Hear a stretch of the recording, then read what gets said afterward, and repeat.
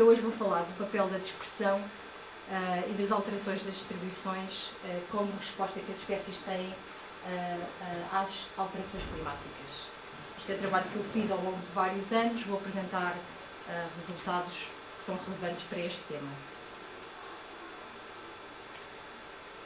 Ok, a minha palestra está organizada da seguinte forma, que é, vou começar por vos apresentar evidências de alterações climáticas e impactos dessas alterações na ecologia das espécies. Que espécies é que são alteradas as distribuições, quais são as espécies que estão na prática a responder às alterações climáticas. Vou-vos falar de uma coisa que é uma problemática interessante, que é o norte e o sul da área das distribuições e como é que essas duas áreas, esses limites das áreas de distribuição estão a mudar, quais são os fatores que afetam os padrões que nós vemos e depois a necessidade de dados de dispersão e implicações para ecossistemas e serviços de ecossistema. Muito brevemente nessa parte. Este gráfico eu acho que todos conhecem. Uma das coisas que eu gostava de explicar aqui, para quem não conhece o gráfico, é que o que fizeram foi determinar qual era a variação da temperatura em relação à média de 60 a 90. Portanto, a média de 60 a 90 da temperatura está aqui perto do zero, que é todos os outros pontos foram determinados em relação a essa média. Isso que se chama aqui a anomalia. E o que nós vemos em relação aos últimos 140 anos é que a temperatura tem vindo a subir. E faz-se isto a partir ou desde 1860, porque são os dados de termómetros. Nós podíamos ir mais para trás no tempo e pensar o que é que aconteceu ao clima antes de 1860. Este gráfico basicamente o que faz é o toque, desde que há termómetros com mercúrio, como é que se registra, portanto, e por isso são todos os dados comparáveis, como é que a temperatura global do planeta tem vindo a mudar. E o que se conclui é que a Terra tem aquecido, ou aqueceu, cerca de 0,5 graus no último século. Pois o que os cientistas de clima fazem é usam modelos globais de clima que incluem muitas variáveis e fenómenos da atmosfera e do oceano para prever como é que o clima vai mudar nos próximos 100 anos, por exemplo. E estes são os cenários climáticos para o futuro. Pois há vários cenários de acordo com as emissões de gases de estufa, mas também têm em conta fenómenos naturais, como oscilações do ciclo solar, etc. E estas são as projeções, neste momento, aquela que se pensa que é mais realista, já é o cenário B2, prevê um aumento bastante grande da temperatura para o fim do século, portanto, cerca de 2 a 3 graus de aumento para o fim do século. Quais são as implicações disto? Uma implicação que é muito importante é que estas taxas de aumento da temperatura que se prevêem para o futuro não foram observadas, nunca se registaram taxas tão elevadas de aumento da temperatura nos últimos 100 mil anos. Estes são dados de ice cores, eu não sei como é que se traduz, cá vou eu introduzir a terminologia inglesa. São dados de ice core e basicamente o que fazem é analisam a proporção de oxigênio no gelo da Antártida em profundidade e daí conseguem estimar qual é que seria a temperatura numa determinada camada que corresponde a um período de tempo. E é assim que se faz, no fundo, o cálculo desta oscilação da temperatura dos últimos 100 mil anos.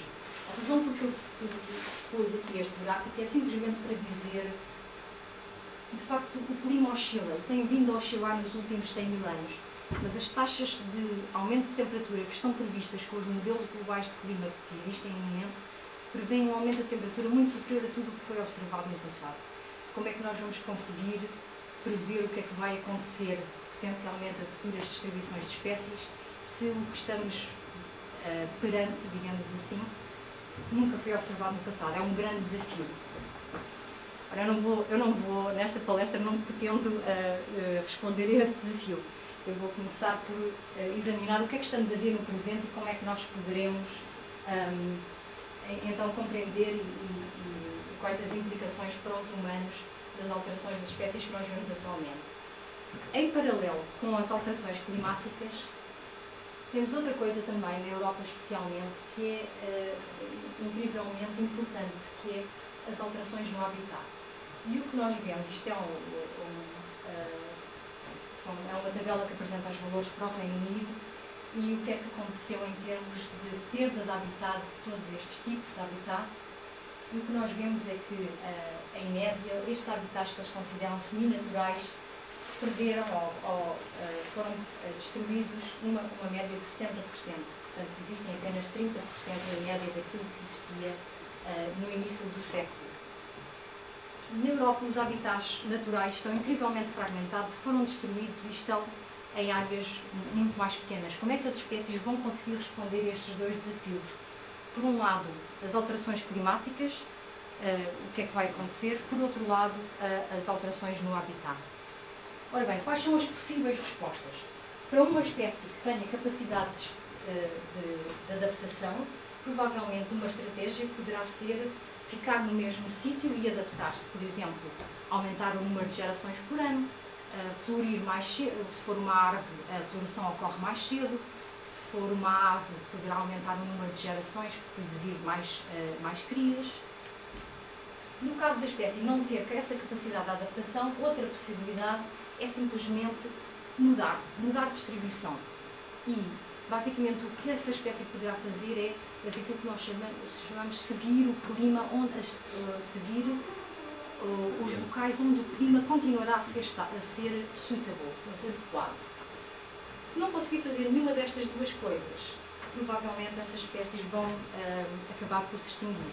E isso é o que acontece, por exemplo, em espécies endémicas que vivem em ilhas, em que as suas condições climáticas existem apenas em determinados locais. Se vierem a existir no continente, longe dessas ilhas, provavelmente a capacidade de expressão das espécies não permite que essas espécies endémicas das ilhas que consigam fazer o track das condições ambientais e, portanto, essas espécies estão presas à ilha. Se a ilha perde as condições ambientais, elas vão se extinguir. Isso pode acontecer em outros locais, não só em ilhas, mas por exemplo, se nós pensarmos numa espécie que vive em altitude e as condições ambientais adequadas sobem em altitude, a espécie na prática tem um teto, o máximo por onde se pode mover. Ora bem, e agora vamos ver, isto é o que nós pensamos, o que é que de facto está a acontecer. Isto é o que supostamente são as possíveis respostas. Ora bem, o que está a acontecer pode acontecer, ou o que nós acharíamos que poderia acontecer, acontece se isto é uma distribuição, aqui com os pontos pretos, isto é o resto do mapa da Europa. Aqui vemos uns pontinhos pequeninos que são as ausências, que são os sítios onde a espécie não ocorre, e nesta área, no leste da Europa, nós nem sequer temos conhecimento se a espécie existe ou não existe. Isto é um mapa de uma borboleta, não interessa. O que interessa aqui é que é uma espécie que existe no centro da Europa. Aquela distribuição tem aquilo que nós consideramos ser a margem norte da distribuição e a margem sul da distribuição. Portanto, esta é aquilo que nós chamamos de ser o leading edge, eu vou usar o leading edge, e este é a parte sul, que é o trail edge da distribuição. Quais são as previsões? Se vos perguntasse o que é que vai acontecer a esta espécie, tendo em conta que o clima vai aquecer, provavelmente o que vocês diziam é que se calhar a espécie vai se mover para norte, na parte norte da distribuição, e provavelmente na parte sul da distribuição também se vai mover para norte. O que é que acontece? Na parte norte vai colonizar áreas novas, vai colonizar sítios, vai aparecer em locais onde ainda não existe, onde atualmente não existe. Aqui, o que é que vai acontecer nesta parte? Vai desaparecer locais onde correntemente existe, porque provavelmente o clima vai ficar inadequado naquela área da distribuição.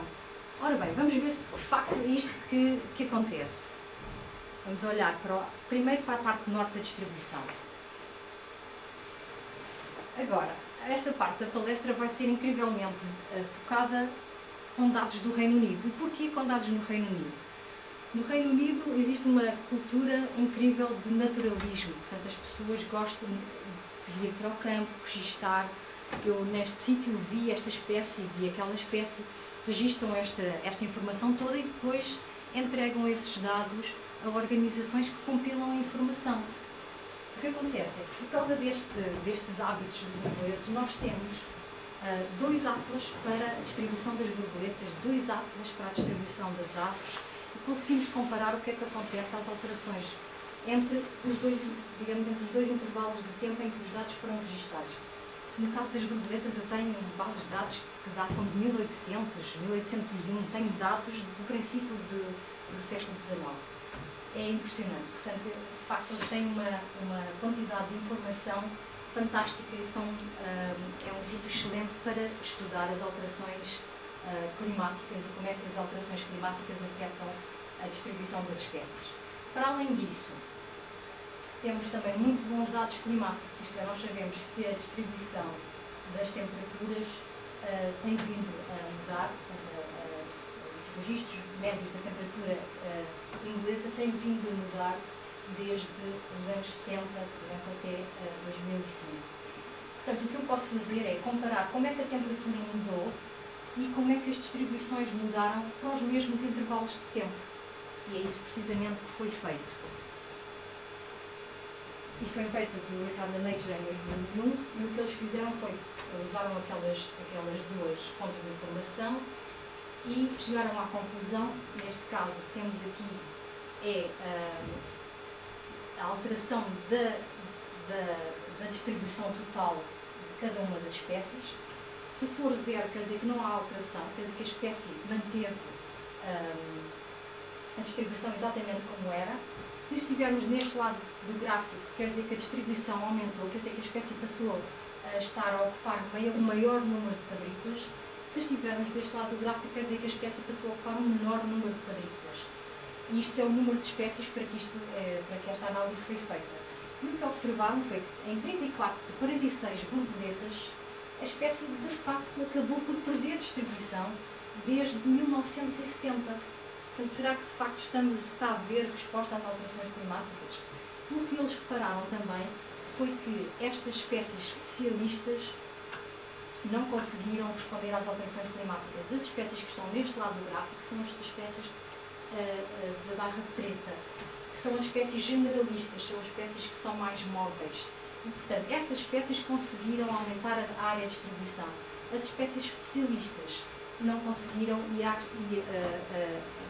na prática agora ocupam uma área menor do que ocupavam nos anos 70, apesar da temperatura ter aumentado e ser potencialmente mais favorável para as borboletas no Reino Unido. Ora bem, só para verem um exemplo, isto é uma espécie especialista que tem uma fraca capacidade de expressão. Aqui a preto estão os sítios que estão continuamente ocupados. Portanto, vocês veem que é uma distribuição bastante fragmentada. A verde estão as extinções aparentes, extinções desde 1970. São estas verdinhas, não se devem ver muito bem, mas estão espalhadas aqui. Depois, a roxo, estão colonizações aparentes, isto é, a espécie na prática até está a conseguir expandir, mas simplesmente só à volta dos pontos pretos, porque tem a tal fraca capacidade de expressão. E todos estes pontos que vemos aqui, transparente, ou os círculos, são extinções que ocorreram ainda antes de 1970. E, portanto, basicamente, esta espécie, neste caso em particular, esta espécie desapareceu de grande parte do país, provavelmente por destruição de habitat, ainda antes de acontecerem os maiores aumentos de temperatura no Reino Unido. Portanto, isto é o caso, um exemplo do que é que acontece a uma espécie especialista. Agora vamos ver o que é que acontece a uma espécie generalista. Se nós virmos o mapa, os dados que estão a cor mais escura são os locais onde a espécie existia em 1970 a 82, que é o primeiro atlas das borboletas. Esta cor mais clara que se vê aqui são registros de colonizações que só ocorreram em 95 e 99, que foi o segundo atlas.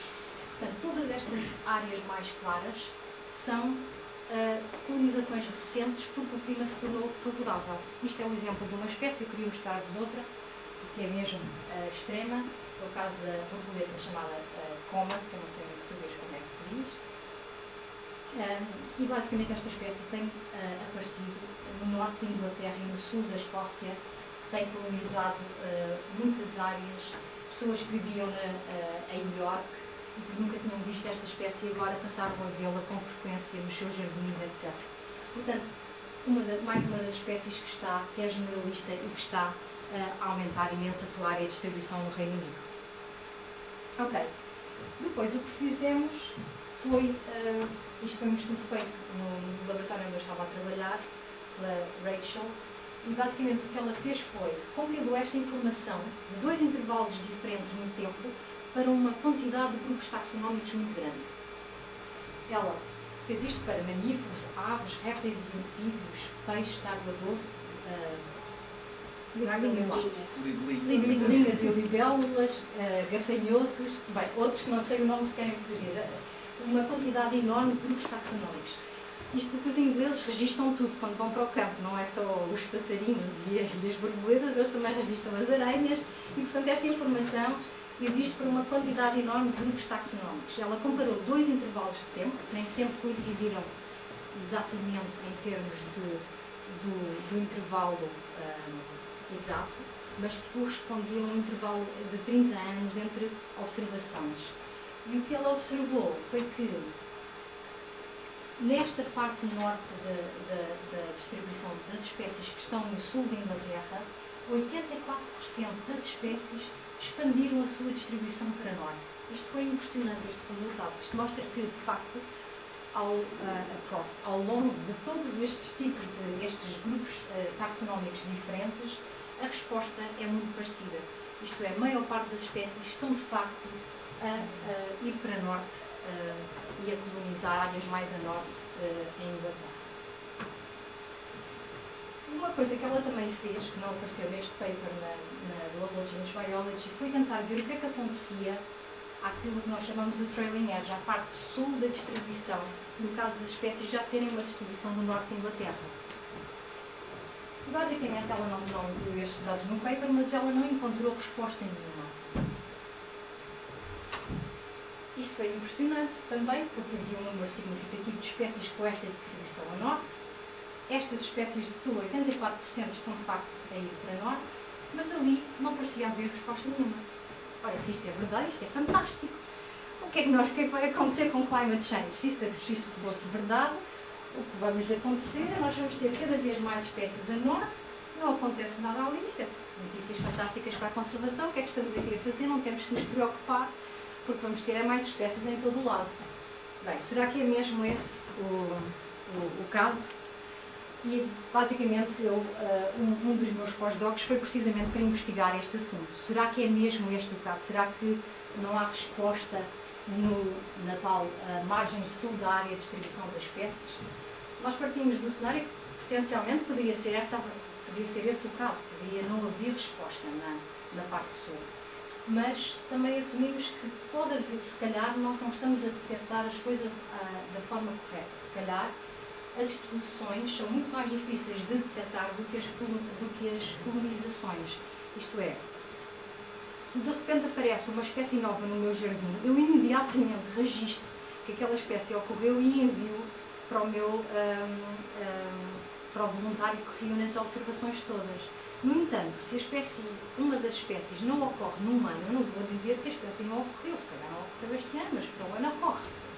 Portanto, o que acontece é que as extinções são muito mais difíceis de detectar do que as colonizações. Isto é um dos problemas. Outro problema poderia ser que àquela escala, à escala em que o estudo foi feito, se calhar não era possível de detectar essas extinções. Outra possibilidade é que o habitat e o clima estavam a interagir e, portanto, em locais em que o clima está a ficar desfavorável, se calhar o habitat está mais favorável e com esta interação nós não conseguimos detectar nada. E então é preciso destrinçar todos estes fatores. O que é que eu fiz? Para todas as espécies, são apenas 4, que tinham uma distribuição norte, portanto, que ocorriam no norte de Inglaterra, eu fui fazer um survey, uma amostragem detalhada e, portanto, fui comparar a distribuição destas 4 espécies a uma escala, a uma resolução detalhada de 1 km por 1 km. O que eu fiz foi, obtive os dados dos atlas, daqueles 2 atlas de distribuição das espécies, visitei mais de 400 quadrados de quadrículas de 1 por 1, e nessas quadrículas também registava o habitat. E eu registava se eu observava ou não cada uma das 4 espécies de borboletas. Isto foi feito com várias pessoas, foi um estudo com muitos ajudantes de campo ao longo de 2 anos. Para além de registar aquelas variáveis, vocês imaginem, eu trabalhava no norte de Inglaterra e na Escócia. Eu tinha imensos dias que era quando é que o sol aparece, porque as borboletas não vão voar com a chuva. Imaginem o que é que eu acabei a registar. Ora, isto foi impressionante. Isto, de facto, é uma espécie de poste telefónico que ele tem que virar ao contrário, portanto, ele faz assim e tem que lhe dar uma volta completa. É incrível. Mas pronto, são mais algumas das coisas que registrei durante o trabalho de campo. Mas, voltando à palestra, portanto, na prática, o primeiro ponto é que tanto o clima como o habitat podem ter um efeito e, portanto, é importante controlar para o efeito das alterações do habitat para conseguir excluir isso quando se pretende determinar o efeito do clima.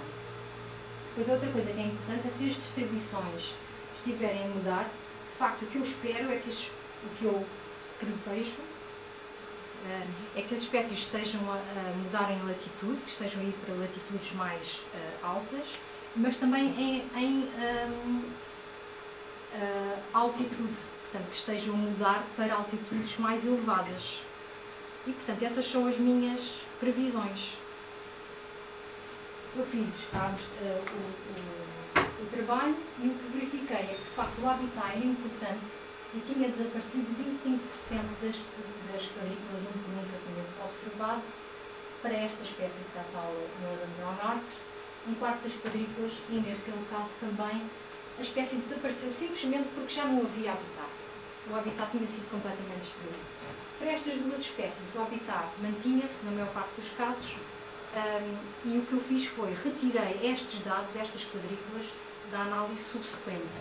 E, portanto, analisei o que é que acontece à distribuição das borboletas nas áreas onde o habitat ainda é bom. E, portanto, daí que o meu número agora seja inferior, o meu N, mas o que eu observei foi que para 3 destas espécies, a latitude, nestes 2 casos, naquele caso, a altitude, eram as variáveis mais importantes e que explicavam as minhas extinções. Neste caso, a vegetação e a densidade e a altura da vegetação também eram importantes. Eu incluí aqui um modelo climático, que só foi importante para uma das espécies, que é um Climate Envelope Model, e que basicamente era importante para uma das espécies, mas como não foi para as restantes, acabei por não incluir nesta palestra. Mas basicamente o que fizemos aqui foi usarmos variáveis climáticas e construímos um modelo, mas a latitude acabava por explicar mais do que o modelo climático. E, portanto, o que eu depois fiz foi quantificar quanto é que esta distribuição estava a mudar. Para estas 2 espécies, a distribuição mudava de 75 a 100 km para norte. Para esta espécie, como era uma espécie de altitude, ela tinha subido de 130 a 150 metros em altitude. Depois o que eu fiz foi comparei o que é que tinha acontecido com o clima. Portanto, eu tentei perceber o que é que tinha acontecido à temperatura, tendo em conta que os meus dados eram de 1970 a 82 do primeiro Atlas e a outra metade dos dados era de 95 a 2000. E, portanto, eu tentei determinar como é que a temperatura tinha mudado no norte da Inglaterra e na Escócia. Isto foi com dados de estações meteorológicas dos locais, perto dos locais que eu andei a fazer os meus surveys. E depois, com base naquela informação, eu consegui calcular o que nós chamamos a alteração esperada. E a alteração de latitude esperada era de 90 km com base nos dados da temperatura. O que nós observámos foi 75 a 100 km. Neste caso, a alteração esperada em termos de mudança de altitude era de 98 metros, com base nos dados da temperatura. O que eu observei foram 130 a 150 metros. Portanto, na prática, o que eu quero dizer é que, de facto, estas espécies também estão a responder às alterações climáticas e estão a responder à taxa, à frequência correspondente àquilo que nós esperaríamos só com base nos dados da temperatura. Ora bem, esta foi a primeira vez que se mostrou que de facto estava a haver retração a nível da latitude. O Rob Wilson tinha mostrado que o mesmo acontecia em altitude para muitas espécies de borboletas em Espanha, o trabalho que ele fez. Fizemos um artigo precisamente a rever essa informação. Entretanto, outros autores também já publicaram que o mesmo está a acontecer em altitude para mariposas no Bornéu. O mesmo está a acontecer, por exemplo, também com rãs em zonas tropicais. Portanto, já existe uma série de evidência que, de facto, o trailing edge de distribuição das espécies também está a responder às alterações climáticas. E, de facto, o que acontece é que, infelizmente, não são boas notícias para a conservação. Portanto, esta primeira parte da palestra, o que nós concluímos é que tanto a parte sul como a parte norte da área das distribuições das espécies estão a responder às alterações de acordo com as previsões que fazemos de acordo com as alterações do clima. As espécies que têm maior probabilidade de responder a estas alterações climáticas são aquelas que são mais móveis e que são mais comuns também. E fatores do habitat, infelizmente, ainda são muito importantes e são responsáveis por uma grande parte das extinções, mesmo em casos de espécies relativamente comuns.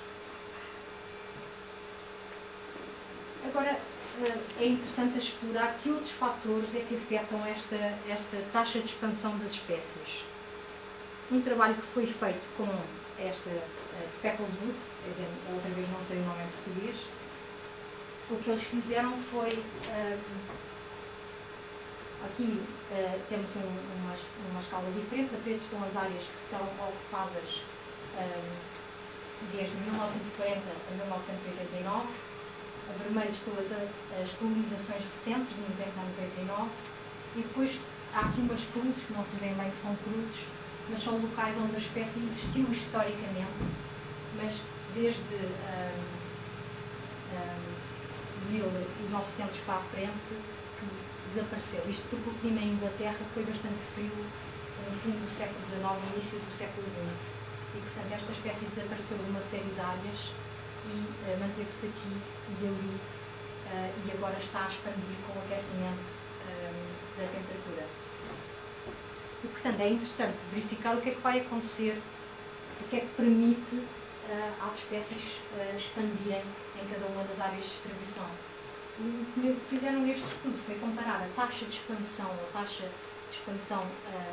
em duas partes da área de distribuição. Aqui em cima, onde existe muito mais floresta, onde existem uma cobertura florestal é superior, e aqui nesta zona, também na área de expansão da distribuição da Speckled Wood, mas em que a taxa de cobertura de floresta é bastante mais baixa.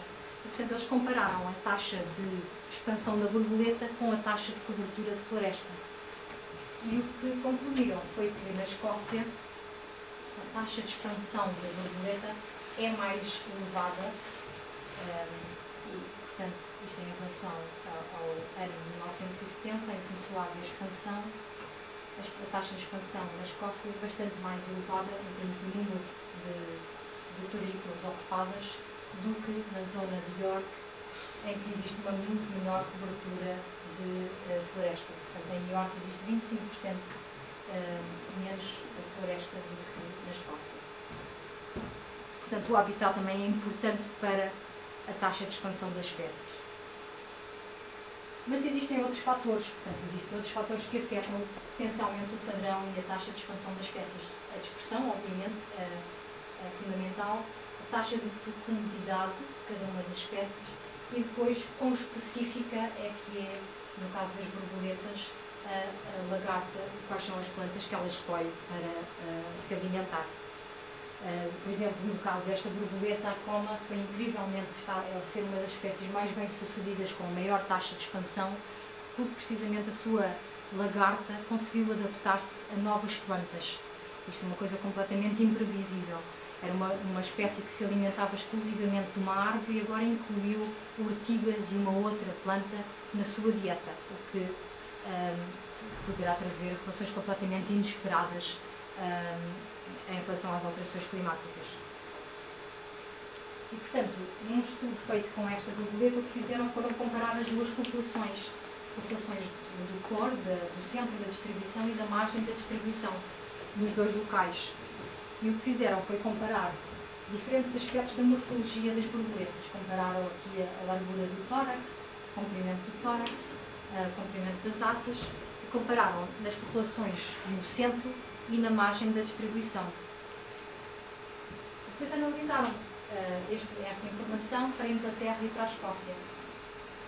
E basicamente o que concluíram foi que as populações em Inglaterra, as que estão na margem da distribuição, têm um tórax maior, uma massa maior e, por incrível que pareça, têm um abdômen mais pequeno. Portanto, na margem da distribuição, parece que as borboletas investiram em ter asas maiores e um tórax mais forte para conseguirem provavelmente voar maiores distâncias, mas têm um abdômen mais pequeno. O que estes autores concluíram foi que existe provavelmente um trade-off. Existe um trade-off entre reprodução e capacidade de dispersão. Os indivíduos que conseguem colonizar os locais mais longe do centro da distribuição são aqueles que de facto têm asas maiores, mas acabam por ter uma menor fecundidade, têm abdômenes mais pequenos. O mesmo não se verificou na Escócia. E depois existem várias tentativas de interpretar estes resultados, mas ninguém ainda percebe exatamente porque é que isto se passa. O que é interessante é que este trade-off entre dispersão e fecundidade está-se a assumir que quem tem asas maiores e um tórax maior provavelmente tem uma maior capacidade de dispersão, mas não se, quer dizer,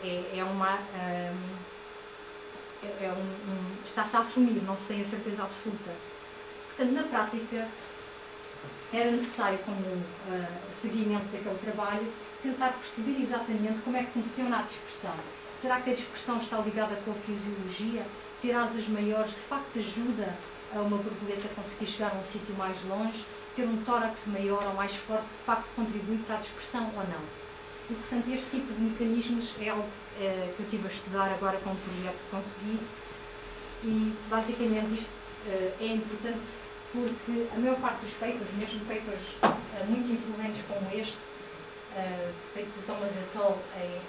Sobre taxas de extinção em resposta às alterações climáticas, em geral assumem dois cenários, em que a espécie se consegue dispersar e chegar a qualquer lado da sua área de distribuição, portanto, tendo em conta uma alteração climática, se as condições ficarem favoráveis 100 km de distância do que são atualmente, a espécie consegue sempre chegar lá. Este foi aquilo que eles consideraram ser o cenário de dispersão total, ou então consideraram um cenário de dispersão nula, em que a espécie praticamente não se conseguia mexer.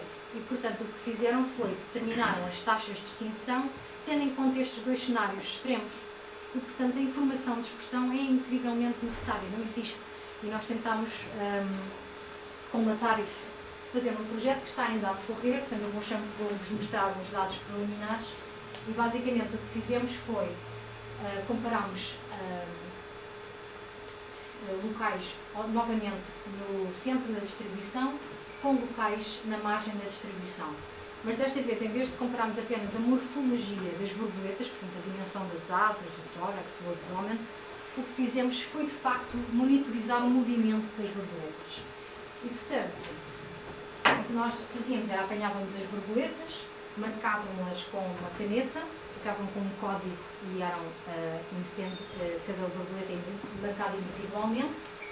Depois fazíamos-las adormecer, colocávamos-nas numa caixa fria, com uns blocos frios, e elas ficavam basicamente a dormir, dormentes, e libertávamos-nos num local como uma flor, onde elas poderiam alimentar-se, acordar, digamos assim, num local diferente daquele em que tinham sido capturadas, mas onde havia recursos disponíveis para a sua vida normal, digamos assim. E, portanto, fizemos isso a uma quantidade muito grande de borboletas, tínhamos duas espécies com que trabalhávamos, a espécie que tinha expandida distribuição e uma espécie de controle, e depois, basicamente, seguíamos o movimento das borboletas com um método muito sofisticado, como podem imaginar, que era, corríamos atrás delas. E basicamente isto é um estudo que é feito a uma escala muito detalhada. Nós temos observações, estas bandeirinhas que nós colocamos no terreno, depois usamos um GPS não funciona bem em português, um GPS diferencial, e registávamos a localização de cada uma destas bandeirinhas com uma precisão de centímetros. Conseguimos ter uma precisão de 10 centímetros em cada uma daquelas localizações. Portanto, o nosso erro é muito pequeno associado a cada uma destas localizações. E, basicamente, libertamos uma destas bandeirinhas sempre que a espécie pousa para se alimentar numa plantinha ou para pôr um ovo, ou sempre que a borboleta pousa, pomos uma bandeira, ela escolheu ali aquele local para fazer qualquer coisa, uma das suas atividades. Ou então, se a espécie estiver em voo, libertamos uma bandeirinha cada 20 segundos. E, portanto, temos o percurso de centenas de borboletas e temos também as medições do seu tórax, das suas asas e outro detalhe que conseguimos por fotografias. Com base nesta informação, nós conseguimos determinar uma distribuição daquilo que são o step length. Ora bem, não pensei nisto antes. Step length é o comprimento do passo. Boa, obrigada, Gonçalo. Portanto, conseguimos determinar qual é que é o comprimento médio do passo de cada uma das borboletas. E, portanto, conseguimos tentar perceber quais são as diferenças entre as populações que vivem no centro da distribuição e na margem da distribuição. Neste caso, esta é a espécie que está a expandir-se, que está a aumentar a distribuição para norte, e esta é uma espécie de controle que é abundante, que existe em todo o lado, que não está a alterar a sua distribuição. O que nós esperávamos nestes resultados é exatamente o contrário do que observamos, que era nenhuma diferença aqui, está correto, não há diferenças entre as populações do centro e da margem da distribuição, mas esperávamos que os indivíduos que vêm da margem da distribuição, das populações da margem da distribuição, tivessem um tal passo maior, isto é, que fossem capazes de voar um pouco mais do que os indivíduos que vêm do corpo, que vêm do centro da distribuição. Foi exatamente ao contrário daquilo que esperávamos. Começa logo bem, digamos assim, em termos de expectativas. Ali estão o número de indivíduos que foram libertados e para os quais nós conseguimos mais do que 3 bandeirinhas. Depois olhamos também para a distribuição do ângulo com que as borboletas mudam de direção. E basicamente aqui, felizmente, digamos assim, de facto observámos nenhuma diferença para a espécie controle entre as populações de margem e do centro da distribuição, e para a espécie que está a expandir a sua distribuição, no caso nós estamos particularmente interessados nas fêmeas, porque são elas que levam os ovos, os ovinhos no novo habitat. Verificamos que as fêmeas têm uma direção mais próxima de zero. O que é que isto significa? Significa que as fêmeas desta borboleta tendem a andar mais a direito, em vez de dispersarem o seu movimento e irem em todas as direções, elas tendem a andar mais em linha reta, digamos assim. Portanto, isto foi interessante. Agora, como é que nós podemos usar esta informação? Temos os passos, temos as direções, e também temos outra coisa que é o tempo passado em voo. E o tempo passado em voo não encontramos diferenças entre as duas populações, nem entre a espécie de controle e a espécie que está a expandir a distribuição. O que nós podemos fazer é usar aquela informação para tentar modelar o movimento das borboletas usando, agora novamente não sei como é que isto se diz em português, um Random Walk Model. Portanto, um modelo de passeio aleatório. Muito bem. Portanto, um modelo de passeio aleatório, usando o tal comprimento do passo e o ângulo das borboletas para modelar o movimento a mais larga escala. E este é o tipo de gráficos que nós obtemos. Portanto, se virem aqui, temos os pontos de partida e os pontos de chegada, Isto é uma borboleta da margem, nós conseguimos com o nosso modelo modelar o que é que ela faria e conseguimos medir o movimento total, quanto é que ela andou, em 100 passos, por exemplo, e qual é que é a distância entre o ponto de partida e o ponto de chegada. Isto para as borboletas da margem, e aqui temos um exemplo de borboletas do centro da distribuição. Novamente fizemos a simulação com o mesmo número de passos e novamente medimos qual é que é a distância entre o ponto de partida e o ponto de chegada. E fizemos isto para um número muito grande de indivíduos, um número muito grande de simulações, com base nos parâmetros que tínhamos obtido anteriormente para o movimento, para o tamanho do passo e para o ângulo de viragem. E, portanto, basicamente o que nós concluímos é que, com base neste passeio aleatório, no modelo de passeio aleatório, as borboletas que vivem na margem da distribuição, apesar de terem um passo mais pequeno, conseguem chegar mais longe do que as borboletas que vivem no centro da distribuição. Isto foi interessantíssimo porque nós, com base nestes dados de movimentos locais, digamos assim, conseguimos prever onde é que as borboletas potencialmente chegarão, tendo em conta apenas os parâmetros do movimento, que são o comprimento do passo e a tal frequência de viragem do ângulo. E, portanto, estas borboletas acabam por conseguir chegar mais longe do que as borboletas que vivem no centro da distribuição, e isto fizemos apenas, para já, apenas 1000 simulações de 100 movimentos. Agora vamos incluir mais realismo biológico nestas previsões. Já estou quase a terminar. Só para concluir, no fundo, porquê fazer isto e qual é o interesse deste tipo de trabalhos. Basicamente, nós sabemos que a maior parte das espécies que têm capacidade de resposta às alterações climáticas, que têm capacidade de expressão, potencialmente vão alterar as suas distribuições. Ora, o que vai acontecer é que vamos ter alteração na composição de comunidades e dos ecossistemas. E isso vai afetar os serviços de ecossistema que hoje nós beneficiamos, digamos assim. Portanto, vai haver espécies que vão desaparecer, comunidades novas que vão aparecer, e é muito importante tentar perceber como é que essas alterações vão afetar a retenção de carbono, vão afetar a retenção de água, vão afetar outro tipo de serviços que são importantes para os humanos. Portanto, é importante perceber como é que espécies e ecossistemas vão mudar para conseguirmos prever melhor o futuro e gerir a Terra de forma que mantenhamos o mais possível estes serviços do ecossistema funcionais. Portanto, é importante melhorar a nossa capacidade de previsão, e para isso eu depois argumento aqui que é fundamental compreender como é que os limites de distribuição das espécies vão mudar e porquê, e tentar perceber quais são os mecanismos que permitem às espécies responder às alterações climáticas.